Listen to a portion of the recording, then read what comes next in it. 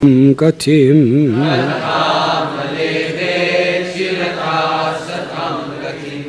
Evam Savipro Bhagavat Suhritada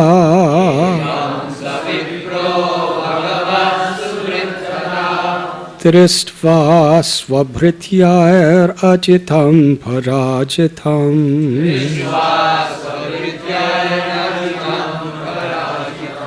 Tadhyana Vekod Gratitatma Bandhanas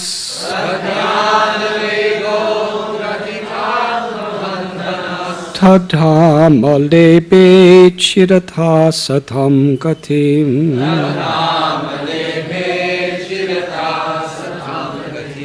Evam Savipro Bhagavat Suhritada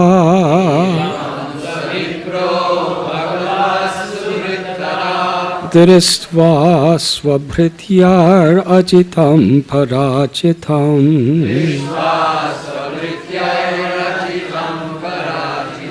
Tadhyana Veko Drakitatma Bandhanas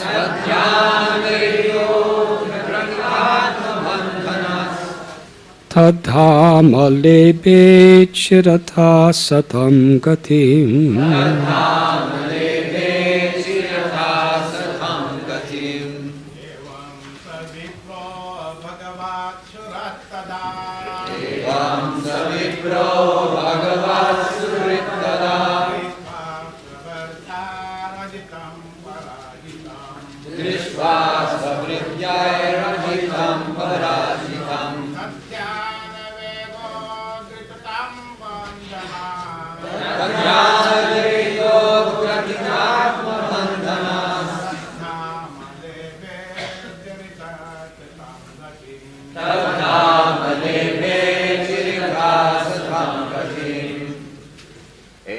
Savipro Bhagavat Suhritada Evam Savipro Bhagavat Suhritada Drishva Svabhrityai Rajitam Parajitam Drishva Svabhrityai Rajitam Parajitam Tadhyana Vego Gratitatma Bandhanas Tadhyana Vego Gratitatma Bandhanas Tadhama Lebhe Chirita Satam Gatim Tadhama Lebhe Chirita Satam Gatim.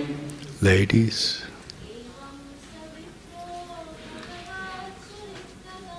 Evam Savipro Bhagavat Suhritada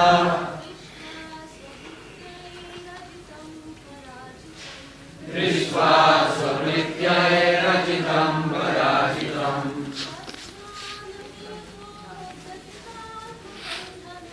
Tadhyana Vego Gratitatma Bandhanas Tadhama Lebhe Chirita Satam Gatim.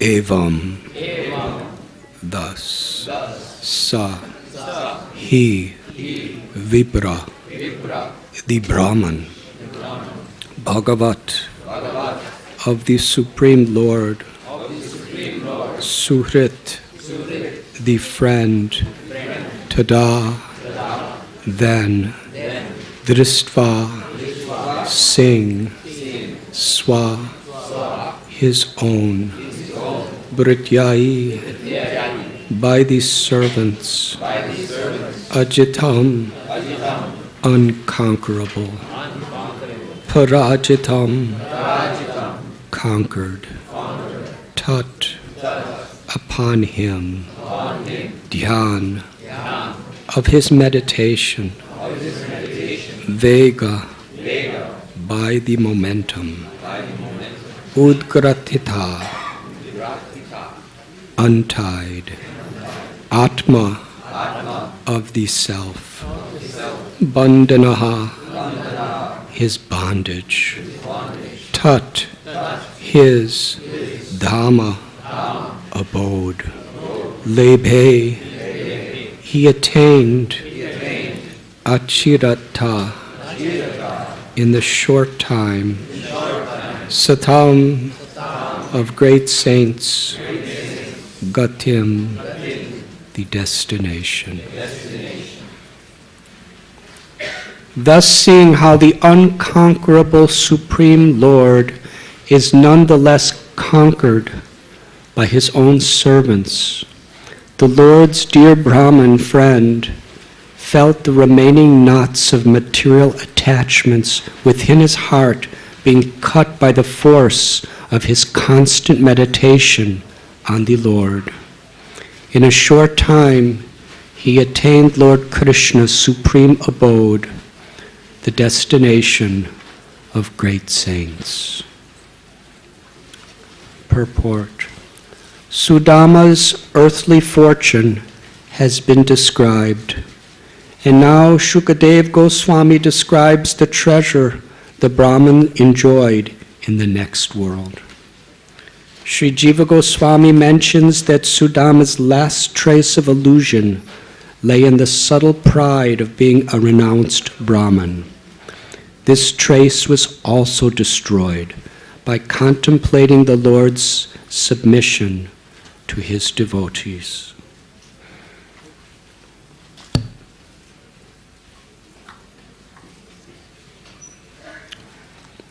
Om Agyantimidandasya Gyananjanat Shalakaya Chakshurun Militam Jena Tasmai Sri Gurave Namaha Sri Chaitanya Manobhishtam Sthapitam Yena Bhutale Swayam Rupa Kadamayam Tadati Swapadantikam Vandeham Sri Guru Sri Yudha Padakamalam Sri Gurun Vaishnavamscha Sri Rupam Sagrajatam Sahagana Raghunathan Vitam Tam Sajivam Sadvaitam Savadutam Parijana Sahitam Krishna Chaitanya Devam Sri Radha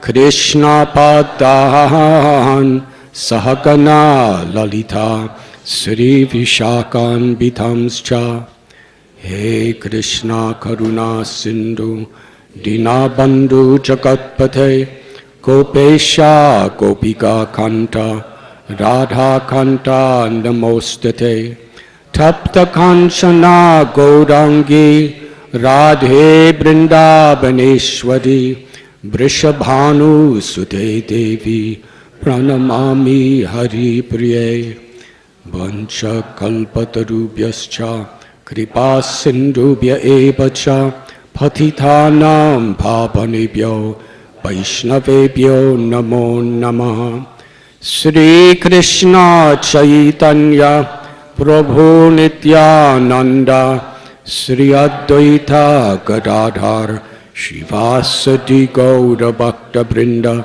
Hare Krishna Krishna Hari Hari Hare Rama Rama Rama Hari Hari.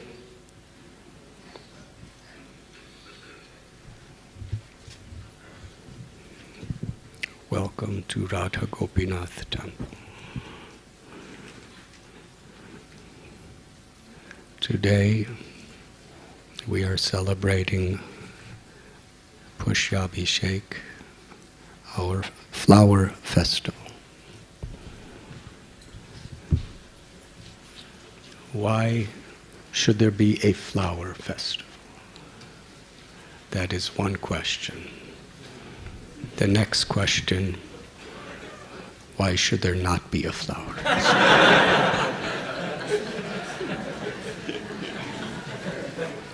On the path of bhakti, we will devise our creative imagination to figure out any excuse for a festival. But the principle, which is the very essence of all the philosophy of spirituality, is discussed in this particular chapter of the Srimad Bhagavatam, we find an identical verse that Krishna speaks in Bhagavad Gita in this chapter.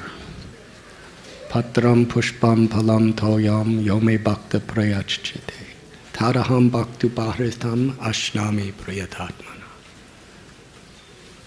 That even if one offers me a simple leaf, a little water, a fruit, or a flower, if it is offered with love and devotion, the Supreme Lord says, I will accept it. And beyond that, the Srimad Bhagavatam tells how not only does the Lord accept it, but the unconquerable becomes conquered by that love.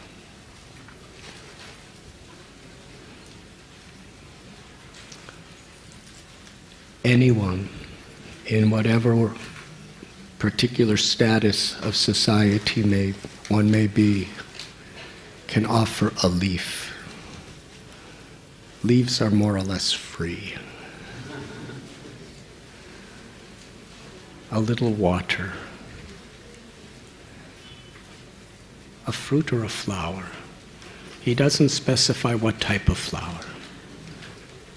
He doesn't say a gardenia or a marigold or a lotus flower. Any flower. Because Krishna does not accept the thing that is offered, but accepts the love and devotion in which it is offered. Sarvaloka Maheshwaram.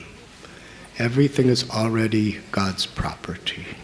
He does not need anything from us. He doesn't need our wisdom. He doesn't need our strength. He doesn't need our donations.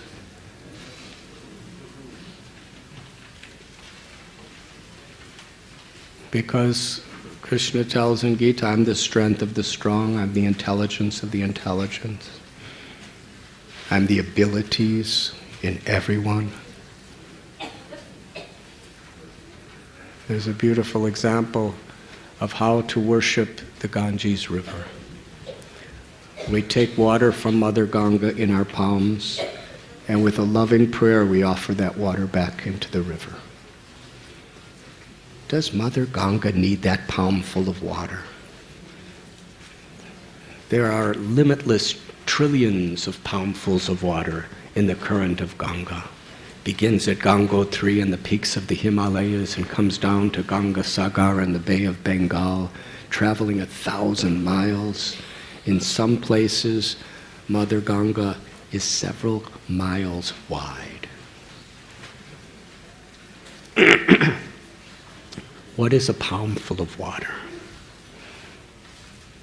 And whether we are little tiny children with small little palms, or whether we're big wrestlers with gigantic palms, does it make any difference to the river Ganga? It's all insignificant. And not only that, we're taking it from her. We're taking it and then saying, oh Ganga, by my greatness I'm offering you water. But if we offer with humility and devotion, Mother Ganga considers that handful of water more precious, more full than all the rest of the water she has in her river. That is the power of love. And in the same way, although whatever we have is coming from Krishna, when we offer it with humility, with gratitude, and with devotion, Krishna accepts it. It's a simple thing we can all understand. In my own life, I remember when I was a little boy, because I'm a boy, we always forget the details that girls usually are quite attentive to.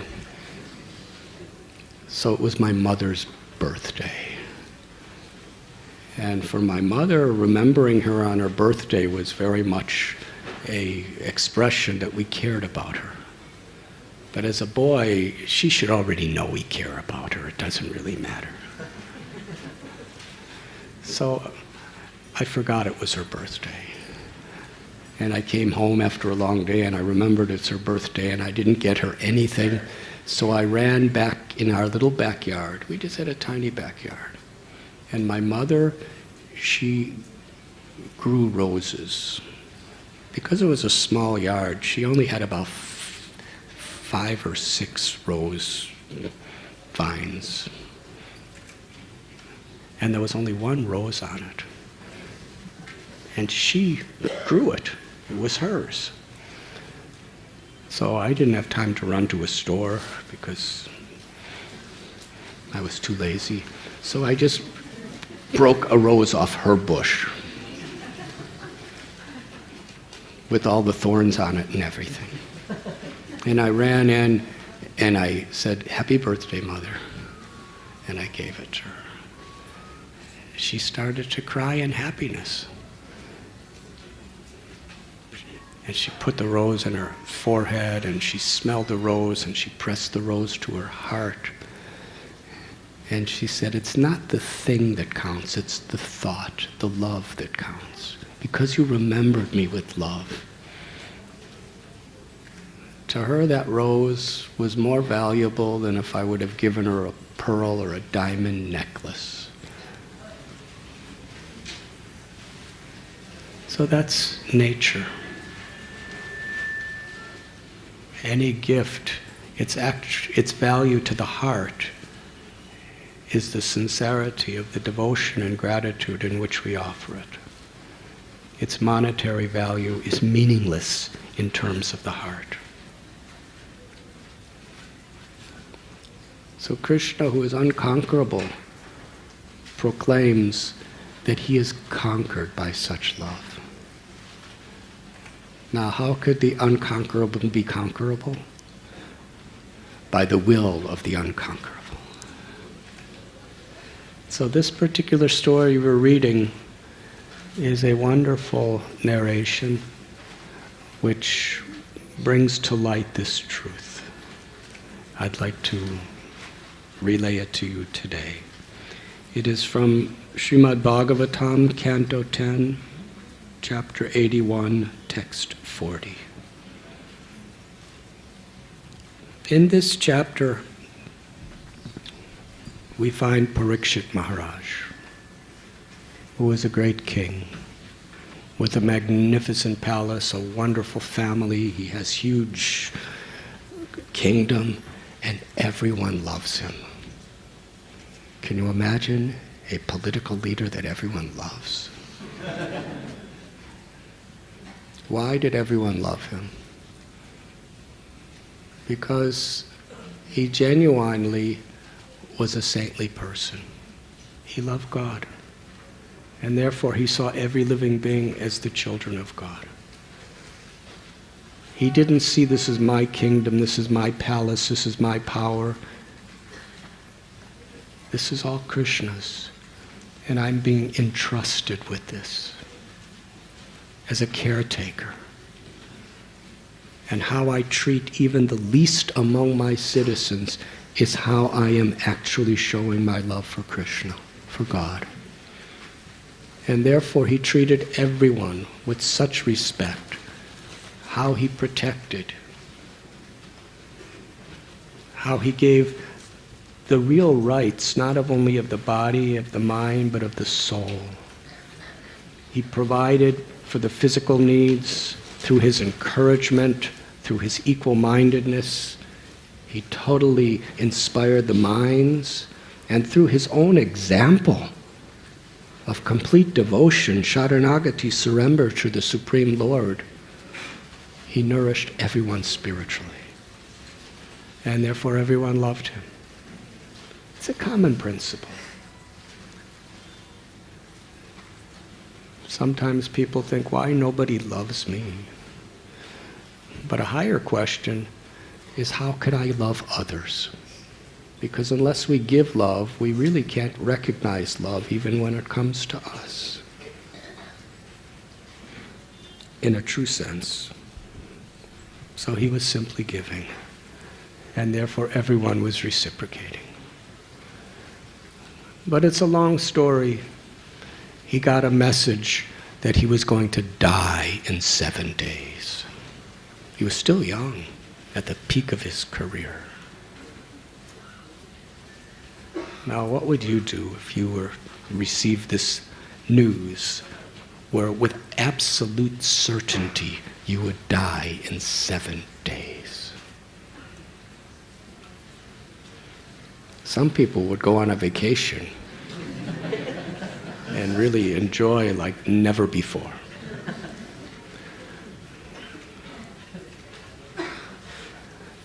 There was a television show in the 1960s. It was a very, very popular show about a doctor who was extremely wealthy. And he got the message that he was going to die in 1 year. He had a disease or something. So he decided, I want to make this year the most enjoyable year of my life. And it was a weekly show. 1 week he was skiing in the Swiss Alps, another week he was scuba diving in the Caribbean, another week he was, skydiving in Colorado. He was just always doing it, and every time he had some very beautiful Hollywood actress with him.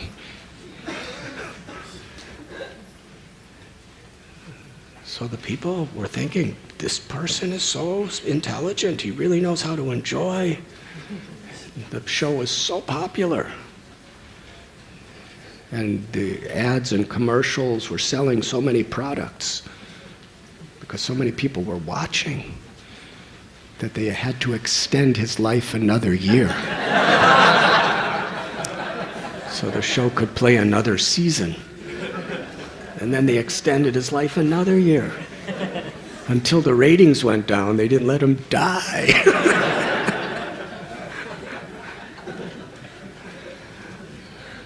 So that if our standard is just material enjoyment, then that television show makes a lot of sense.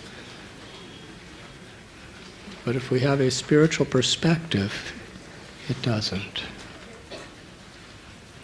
Real happiness is not what is perishable. Real happiness, it is what is eternally within us.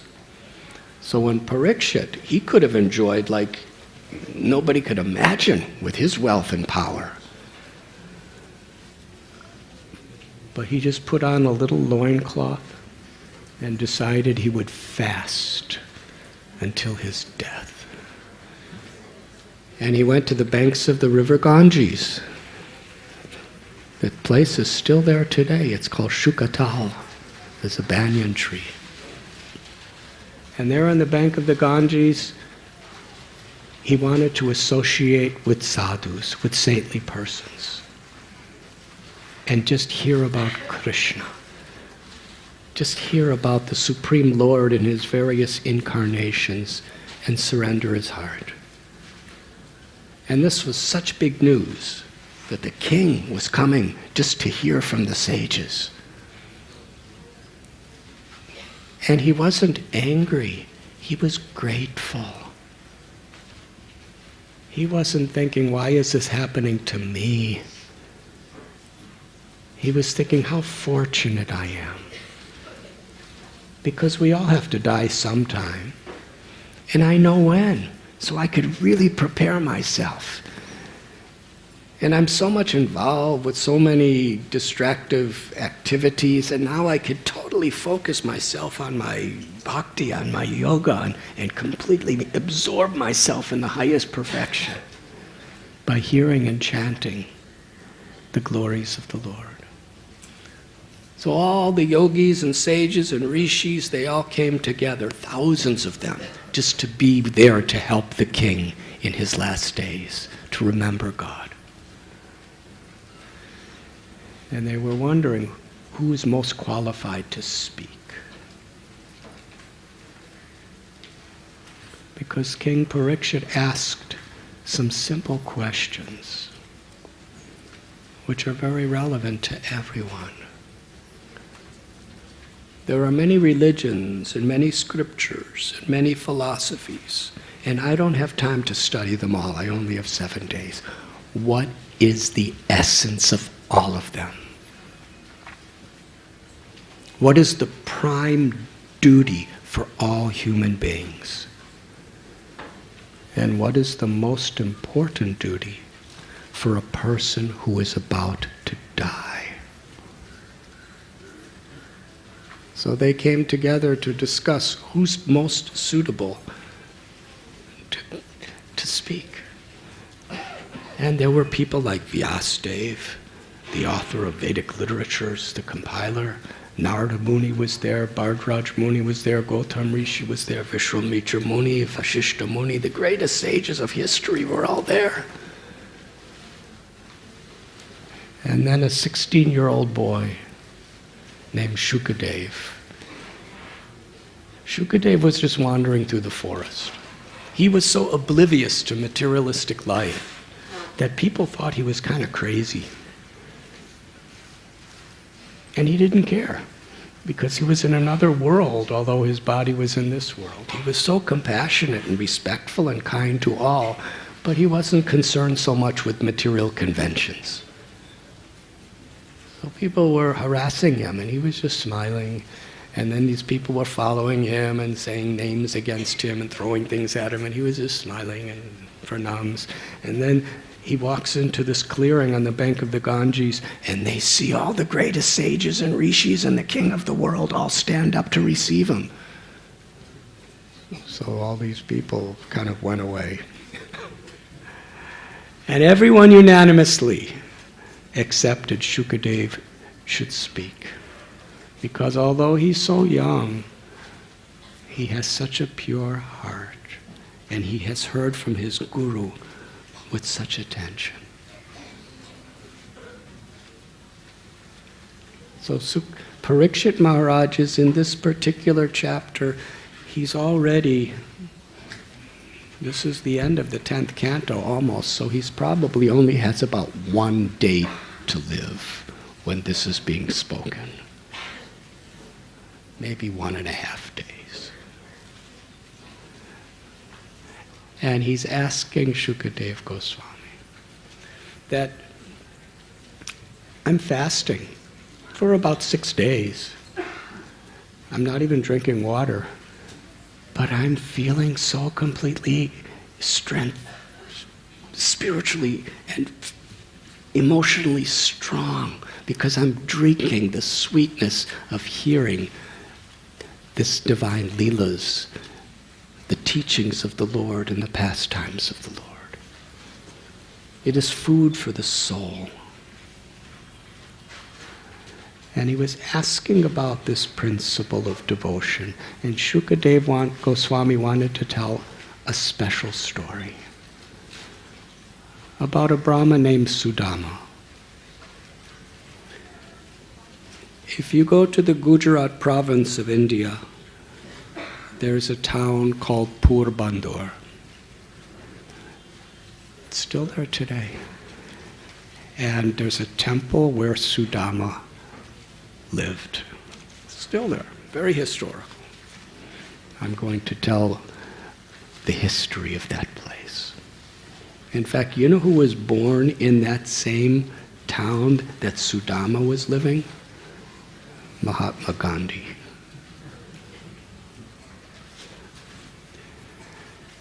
Sudama was so materially in poverty,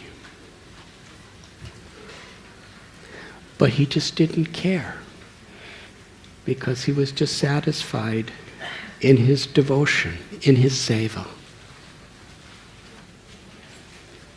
His body was so emaciated that all over you could see his bones his veins bulging out. His clothes, even though he washed them, he would wash them in like some muddy little pond. So they always looked kind of dirty, even though they were freshly washed. And his clothes were all torn up and tattered.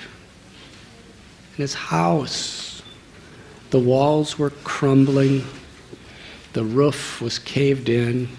It was like just a thatched hut, which was in terrible condition. He lived there with his wife. His wife, who was a completely pure-hearted lady, she didn't mind the poverty herself, but it broke her heart to see her husband in such poverty. So one day she approached him and said, "When you were young, you went to the Gurukul, to the school of the Guru, along with Krishna.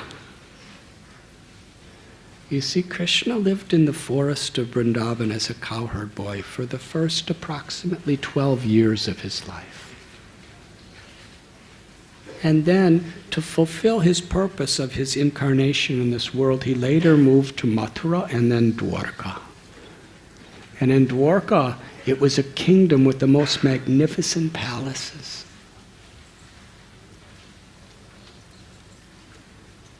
She said, Krishna's your friend, and he's the husband of the goddess of fortune, Lakshmi. Why don't you go there? Because Krishna is the friend of the poor, and he's the friend of the Brahmins, and you're a poor Brahmin. Just ask him for our basic needs. I hate to see you suffer in this way." But she understood that he didn't really care about his own suffering. And she didn't actually care about her suffering. She cared about him. So she said, "And even for me, do it for me." She knew if he was going to do it for her, he would do it. But he wouldn't do it for himself. But she wasn't doing it for him. She was herself. She was doing it for him. So she said, "Do it for me," only so he could do it for himself. Does that make sense? I don't think it makes sense, but I tried.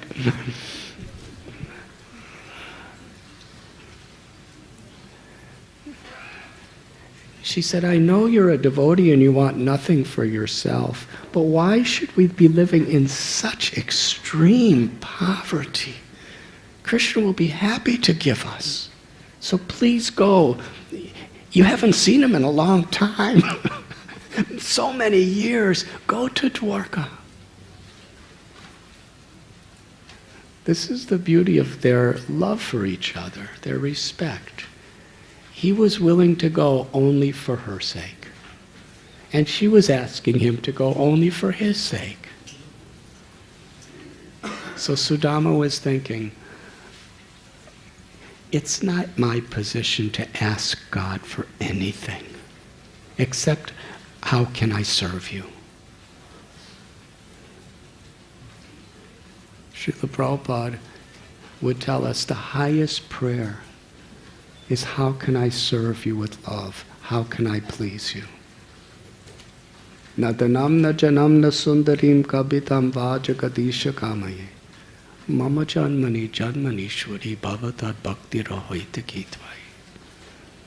Sri Chaitanya Mahaprabhu offered this prayer, which is really the essence of bhakti. He's praying to Krishna. I do not want wealth. I do not want fame. I do not want great scholarship. I do not want the most pleasurable experiences of the senses. I don't even want liberation, mukti. My only prayer is I want to serve you unconditionally for your pleasure in any situation you put me, even if it's birth after birth after birth. That was the mood of Sudama. So he was thinking, on the pretext of going on my wife's for her purpose, I'll get to see Krishna after so long. And he told his wife that, how can I go without offering him a gift? Can you give me a gift that I can present? And she looked around, and there was literally nothing in their house. So she went out door to door to beg. How many of you have been beggars in India at any time in your life? Well, I used to be one. Sadhus, the way I was taught, is it's a very honorable activity if you're doing it as in a spirit of renunciation for our spiritual upliftment. But when you beg, especially in the villages near the Himalayas, people usually don't give you anything. Usually they just say, get out of here. We have enough beggars around, out from here. And they abuse you. And that's a really nice thing, because it helps our ego to understand that not everyone recognizes me as a great sadhu coming to bestow blessings upon them. And when somebody does give you something, they always give you the cheapest, most worthless thing they have. And what is that? Flat rice. Flat rice is the cheapest food. It's basically flat, it's dry, and it doesn't cost anything. And they don't usually give you from the top of the barrel. They go to the bottom. And they give you this kind of dirty flat rice. So that's what she got. And it was stale. She got 4 palmfuls of stale, dry, flat rice. And she didn't have a bag. She just took an old torn up little cloth and wrapped it around the rice and gave it to her husband. And he didn't have any pockets. He just kind of tied it around his waist and walked to Dwarka, the most beautiful kingdom of the world. And as he came to Dwarka, he saw these magnificent palaces. And being a humble Brahmin who was used to being abused, he was thinking, are they going to let me in? But as soon as the guards and everyone saw a simple Brahmin, they escorted him through these beautiful gardens to Krishna's principal palace. And they brought him right into the inner sanctum of the palace, where Krishna was sitting on the bed of Rukmini, the goddess of fortune. And as soon as Krishna saw him from a distance, he jumped up from the bed, he ran across the room into the courtyard and embraced Sudama with tears of love. I'm so grateful that you came to bless my house. That was Krishna speaking. And then he brought Sudama and put Sudama on his own bed, and then Krishna got on the floor and washed Sudama's feet, offered him a very nice seat. Rukmini, the Hladini Shakti, the feminine divine energy of the Supreme, with a little chamara fan, she was lovingly fanning Sudama. As Rukmini and Krishna were offering him very wonderful food and gifts, and they were speaking, Krishna told Sudama, do you remember long ago, so many years when we were children, we were living at our Guru's ashram together, Sandipani Muni.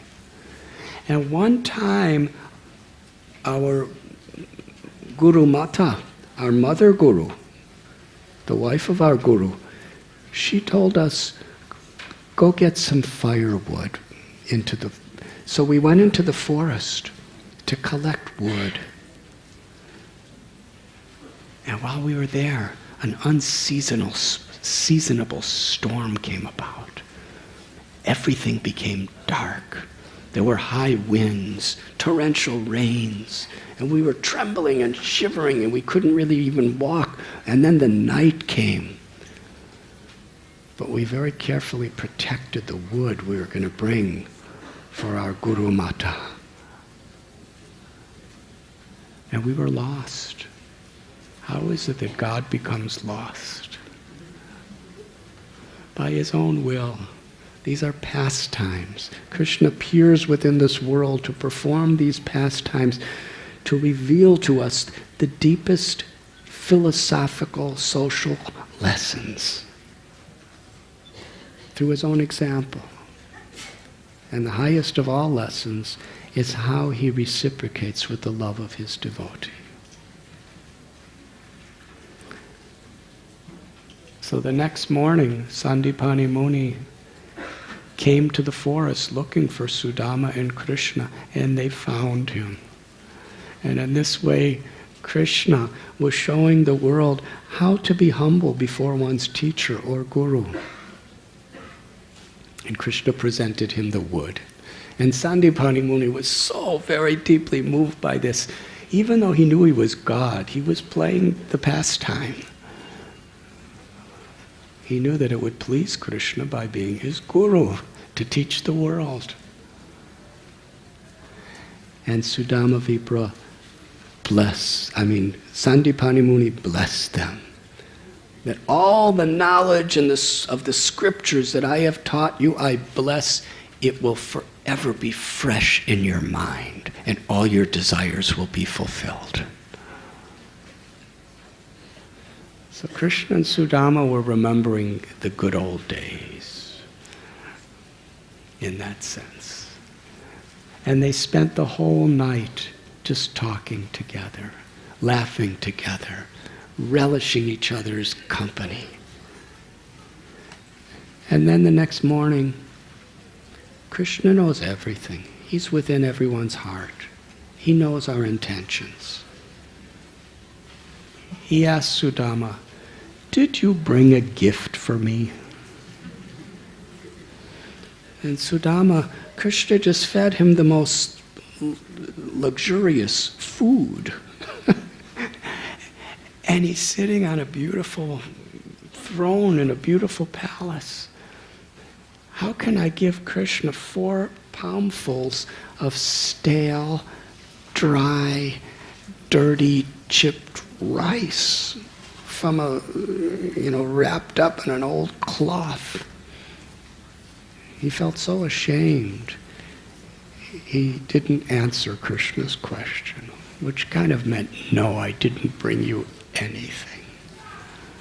But Krishna knew. And Krishna reached over exactly to where that satchel of chipped rice was around his waist, and Krishna grabbed it. And he opened it, and there he saw this dirty, stale, dry rice. And with tears of gratitude, Krishna took a handful of it and ate it.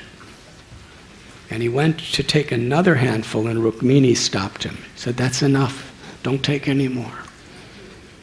He said, by accepting this one handful of rice, you've already made him the wealthiest man in the entire creation. What is real wealth?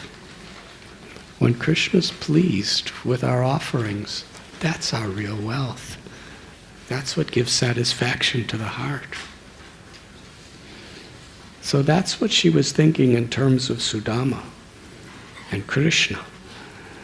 And she was also indicating to all of the others around who were really surprised. How is this person who's completely ragged and completely disheveled and skinny and emaciated and wearing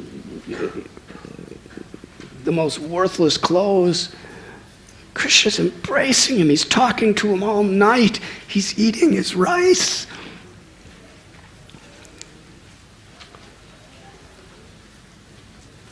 So Rukmini stopped him.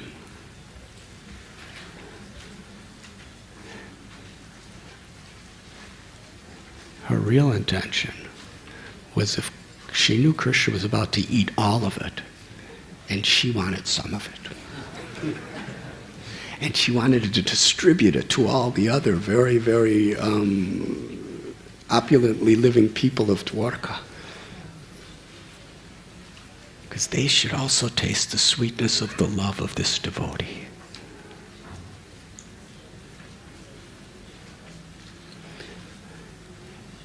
As Sudama was leaving, Krishna walked with him quite a long distance along the roadside outside of the kingdom before he bade him farewell. And Sudama's walking home now, and he was so happy. He was thinking in his heart, who am I? Just a very, very lowly friend of a Brahmin, so unqualified, with nothing. And who is Krishna? The absolute truth, the source of everything that exists, the God of all gods, the husband of the goddess of fortune. And yet, with his own arms, he embraced me with love. Sudama was so emotional. With tears of ecstasy, he was remembering every word that he spoke with Krishna. The ecstasy in his heart is real wealth. And Krishna accepted that flat rice from me, and he loved it. And then it was Sudama who cited this verse, Patram Pushpam Palam Toyam Yome Bhakta Prayachati Taraham. Shukadev Goswami, he's saying the same words that Krishna was to speak. Krishna is Bhavagrahi Janardana. He doesn't see the thing that is offered to us. He sees the love and devotion in which it is offered. The purpose, the intention.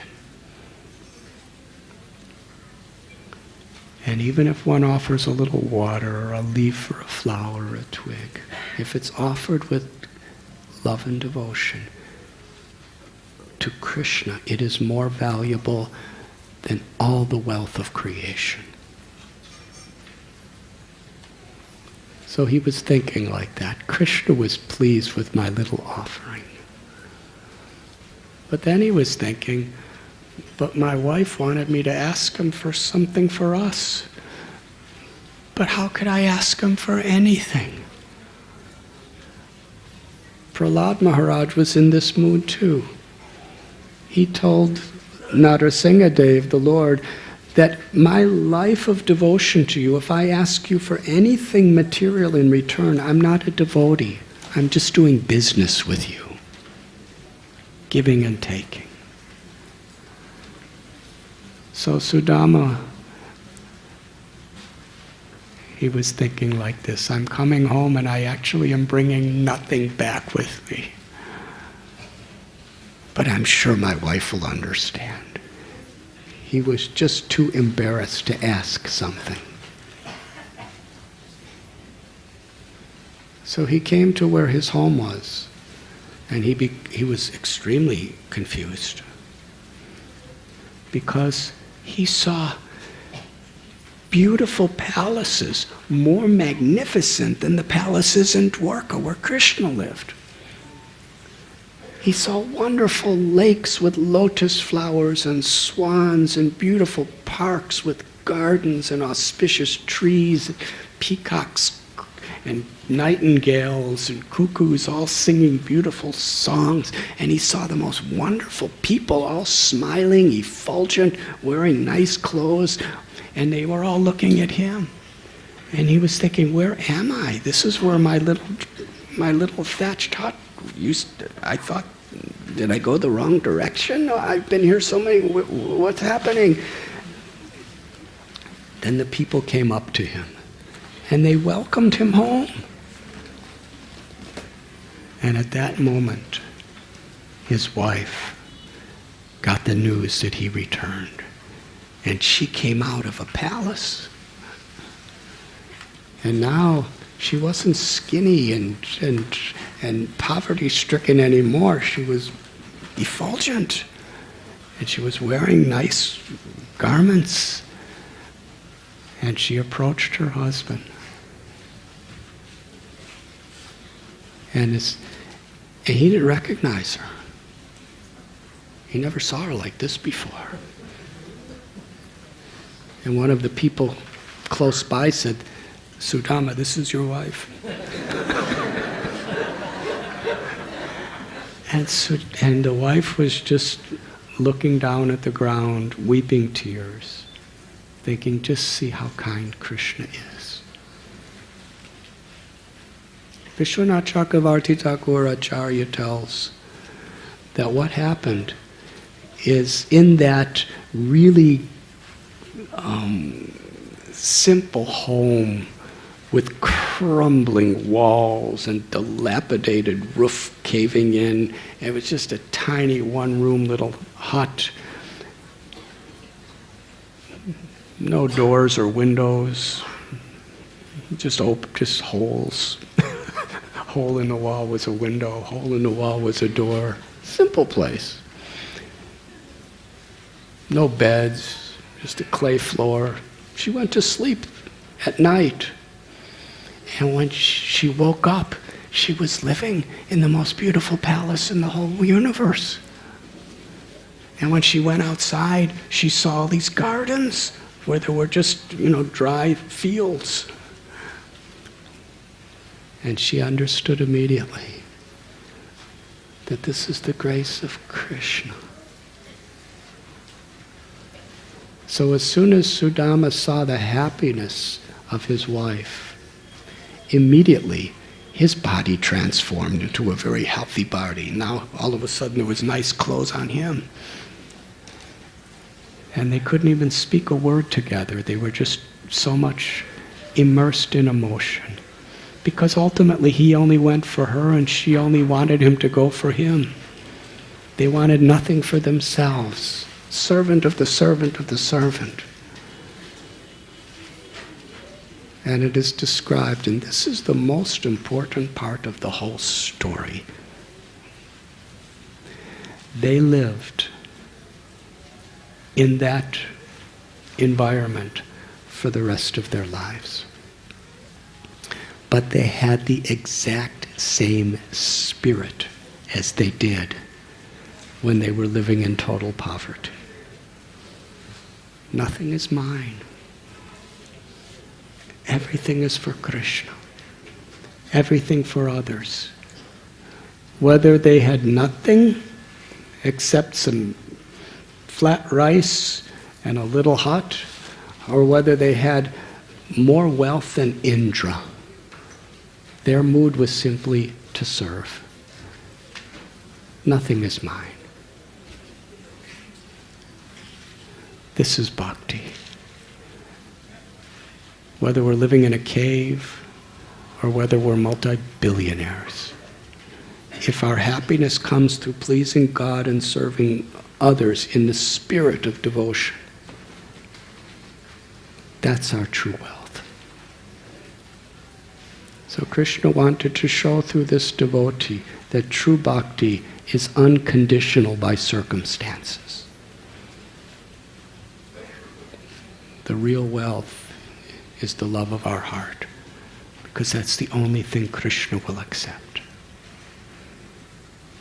It is described that Sudama and his wife, they lived together simply giving and giving and giving and serving with no anxiety.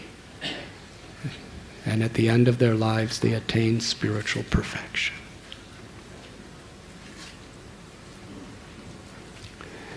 Sudama appeared again in this world. I'd like to tell you this story. Krishna appeared in the Dwapar Yuga, which is about 5,000 years ago. And according to the scriptures, which were written over 5,000 years ago, that same Supreme Godhead, Krishna, would appear as Lord Chaitanya in the role of his own devotee. And he is the one who really established this Harinam Kirtan movement. So Lord Chaitanya was living in Navadvip. And one day, with his most loving, intimate devotees, he was having kirtan at the house of Srivas. Now, these kirtans were very special because these were the topmost yogis of prem, ecstatic love. And when they would chant, it wasn't just singing. It was an expression of the ecstasies of the love of their heart. They were chanting together, and Lord Chaitanya, on very rare occasions, would actually reveal himself as Krishna to his devotees. So on one day he sat in the altar, and all the devotees were chanting, dancing, and offering their love. And Lord Chaitanya saw a very simple Brahmin whose name was Suklambar. And Suklambar had a little torn up cloth satchel or bag around his shoulder. It describes the background of Suklambar. He had such love of God. He had such deep, profound compassion. He was the happiest person because of that inner wealth. But externally, he appeared really poor. He had a little straw hut that he lived in near the banks of the Ganges River. And Suklambar, he was a beggar. He would go to at least 10 houses every day. And some people don't give you anything. And other people just give you a handful of, what? Flat rice.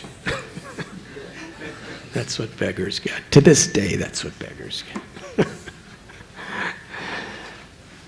So he had this dirty, stale, dry, flat rice in his bag that he would beg. And after he would go to all these houses in the morning, it describes he was constantly chanting Krishna's names. He was always in Ananda, ecstasy, remembering Krishna. And he would take that rice and he would clean it and he would make an offering to Krishna with love and devotion, and then he would eat some. That was Suklambar Brahmachari. So on this one day, he just finished his begging, and the little bit of rice was in his bag, and he was dancing in front of Lord Chaitanya with such jubilation. Lord Chaitanya called him, Suklambar, come here, come here. And Suklambar came. And Suklambar was so totally liberated and free the way he was dancing, so sweetly. Everybody was looking at him. And Lord Chaitanya said, come closer. And as he was dancing and smiling, his bag was swinging to and fro. Lord Chaitanya thrust his hand in the bag and took a handful of that rice and ate it. And with tears of happiness, Lord Chaitanya thrust his hand in the bag again and again and eating handful after handful of that rice. And Suklambar fell to the ground.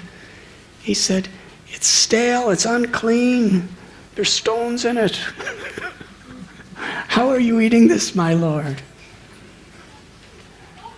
And Lord Chaitanya said to Suklambar, you may not remember, but I remember.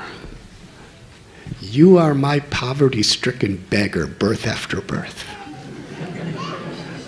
In your last life, you were Sudama. And in your last life, you wouldn't offer me your rice. I had to grab it. I had to steal it from you. And similarly, I am doing so today. Tasting the sweetness of the love that is within this rice is my greatest happiness. You see, usually when we offer food to the Lord, there are certain rituals performed. We offer yantras, tantras, mantras. We do puja, we do mudras. Suklambar didn't offer any of these. But because of the love, the devotion of his heart, the Supreme Lord himself was so hungry for that love, he stole it. And Lord Chaitanya Mahaprabhu, he told Suklambar Brahmachari, because I have accepted your rice from you, which was infused with your devotion, I am so grateful. I am conquered by you. I have no power to repay you. When Krishna ate that rice of Sudama, he was thinking, with all that I possess of all existence, I have nothing valuable enough to pay back Sudama for this rice. Because his love is beyond the limits of wealth. So as a token of Krishna's gratitude, he gave him the most beautiful home of anyone in the universe.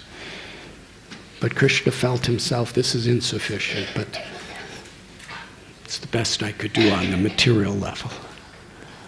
But what he did give him is the happiness of that love. And on that day, Lord Chaitanya told Suklambar, because I have accepted this rice from you, I bestow upon you the highest spiritual perfection of prema bhakti.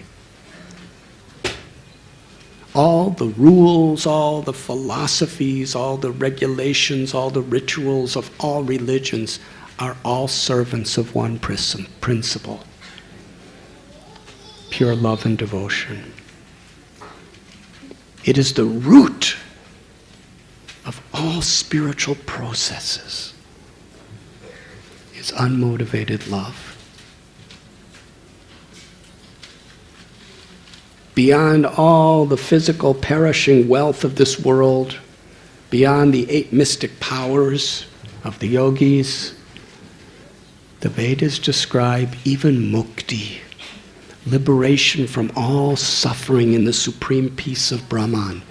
Even mukti stands with folded palms to worship prema, ecstatic love. It's the only true experience that could give the highest ananda to the soul, to the Atma, is to feel the limitless love of Krishna and to express our love for Krishna. The highest truth of all scriptures, of all knowledge, of all yoga, the Srimad Bhagavatam explains, is that the devotee is completely conquered by the infinite sweetness of Krishna's love. And Krishna is forever conquered by the sweetness of the devotee's love. You see, in this material world, everyone wants to be the conqueror. But when we actually conquer our restless, polluted mind and senses, then our ultimate aspiration is to be conquered by Krishna's love. And Krishna's ultimate aspiration is to be conquered by his devotees' love. Sri Radha is conquered by Krishna, and Krishna is conquered by Sri Radha. And that Leela is what we are all meant to participate in. So Lord Chaitanya gave Suklambar Brahmachari prema forever. Because Krishna tasted his simple little rice. Dry, flat, stale rice.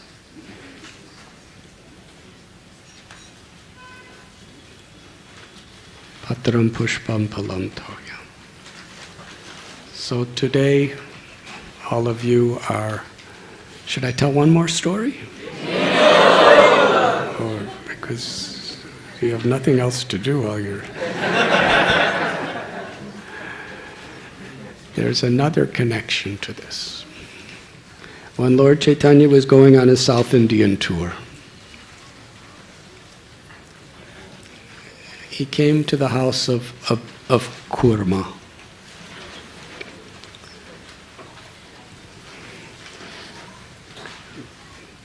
Actually, there's a temple of Kurma Dev, one of the avatars of Vishnu. And Lord Chaitanya was dancing and inspiring all the villagers and townspeople in the area to take this name of Krishna, Kirtan, and dance and chant together. And as they were doing so, he was bestowing such intimate love upon them that soon there were thousands and thousands of people. Everyone wanted to see the beautiful form of the Lord dancing and chanting, and they were all being filled with devotion.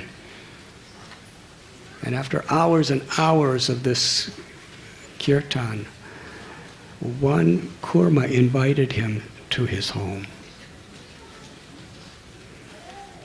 And after receiving the Lord, Kurma said to him that I have a family and I have an occupation, and the waves from the ocean of material existence are causing me so much frustration. I can't tolerate them anymore. I want to go with you wherever you go.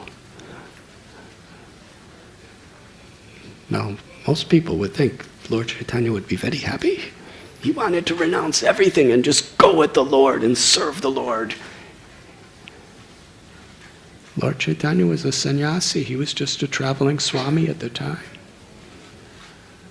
Lord Chaitanya said, never speak like that again. You remain with your family, you remain with your occupation. But if you always chant Krishna's name and live in a spirit of seva, of service, and hear from the devotees and speak, share this message, share this wealth of devotion with others, I will always be with you.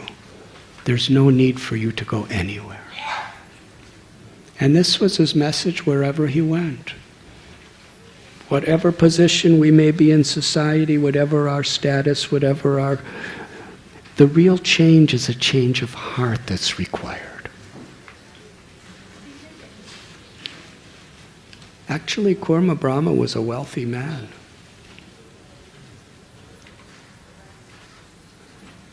So Lord Chaitanya left. And hours after he left, there was a simple man named Vasudeva, who somehow or other understood that Lord Chaitanya is Krishna himself. Even though he never saw him, he could feel it within his heart, and he wanted so much to see him and to serve him. But Vasudeva was totally rejected by the whole of society because he had what was in those days incurable leprosy. Such an advanced state of leprosy.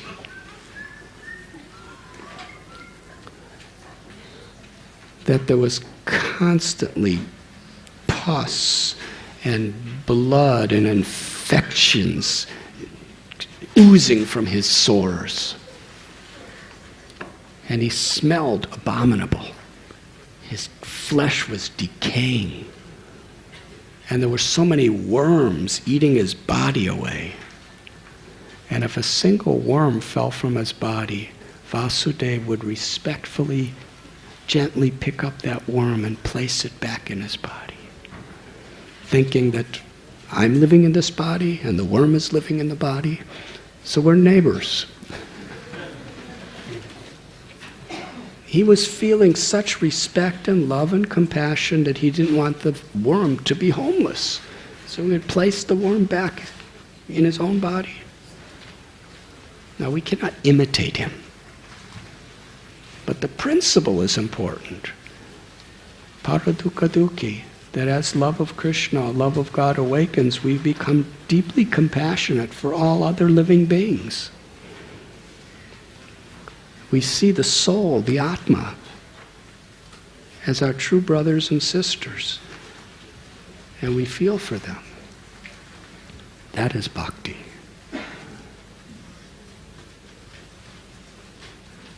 So somehow or other, with great effort, Vasudeva came all the way to this house. And when he arrived, he found out that almost a day ago, Lord Chaitanya had already left. And he felt so sad. The opportunity of my life I missed. But Sri Chaitanya, who's within the heart of everyone, he's Krishna. He understood the feelings, and he turned around and came all the way, walked so many hours and hours back to that house. And there he saw Vasudeva. And he reached his long, beautiful, golden arms to embrace Vasudeva. And Vasudeva was thinking, no, you can't embrace me. My body there's pus and there's blood and it smells terrible and it's infectious. He tried to run away, but he couldn't escape. Sri Chaitanya embraced him and squeezed him to his body. And Sudama repeated this, and Vasudeva repeated the same words of Sudama Vipra from this chapter that we are reading today. He said, who am I? Just a simple, fallen friend of a Brahmin who has no qualifications whatsoever. And who are you? You are the all-merciful, all-beautiful Supreme Lord, and yet you embrace me with your own arms, despite all my diseases. And as soon as the Lord embraced Vasudeva, he was totally cured. His body became beautiful, effulgent, and full of health. And he was thinking, Vasudeva was thinking in his mind, he didn't say anything, that previously I had nothing to be proud about because everyone rejected me and condemned me. But now when people see me, they will understand that I am the object of God's miracle. So I may become arrogant. I may become proud that I'm more spiritually fortunate than all of you. And if that pride, that arrogance enters the heart, then one cannot really serve you with feeling. He thought he was better off as a leper than with the possibility of becoming arrogant. These were his thoughts. And Lord Chaitanya spoke to him. He said, Vasudeva, if you always chant Krishna's names, that will keep you pure. Always be in the mood of the servant and share this gift with others. And then arrogance, pride will never enter your heart.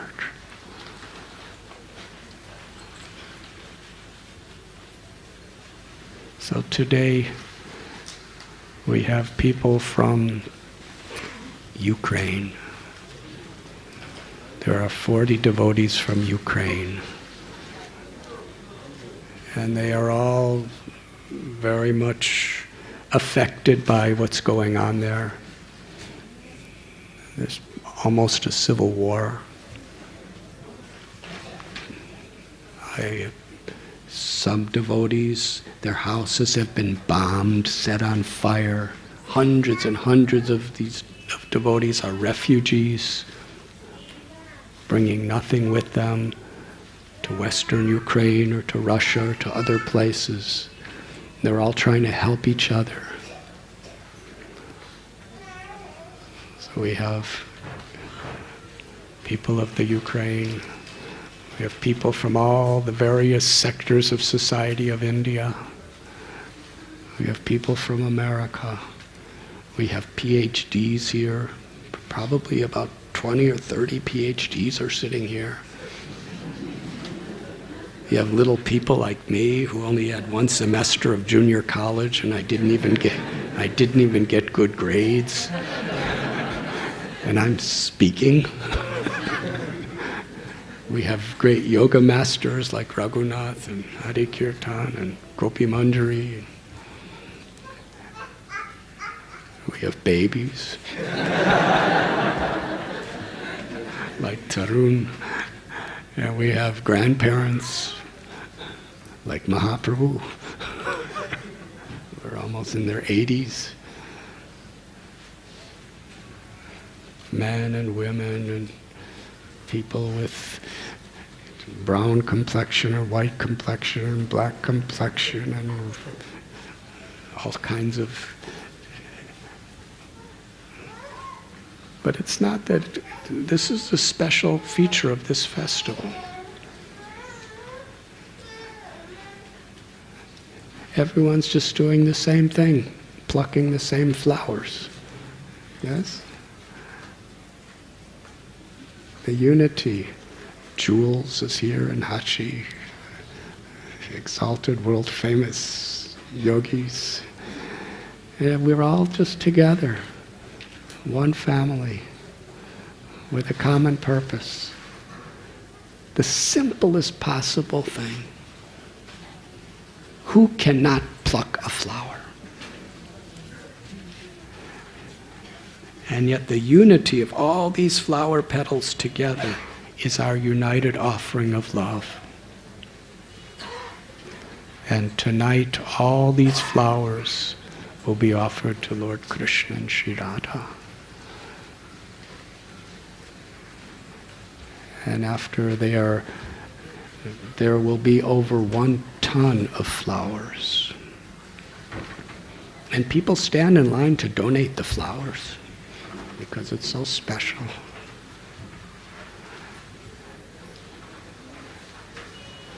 In bhakti, there's no high or low on the basis of material qualification or disqualification. One little flower petal offered with devotion is more valuable than jewels, diamonds, and rubies offered without such humility, love, and devotion. This is the principle of our flower festival. And I thank you very much for participating. Hare Krishna. And now with your permission, I'm going to get off this seat and pluck flowers. Hare Krishna. Srila Prabhupada ki jai. Shri Radha Gopinath ki jai. Maharaj ki jai.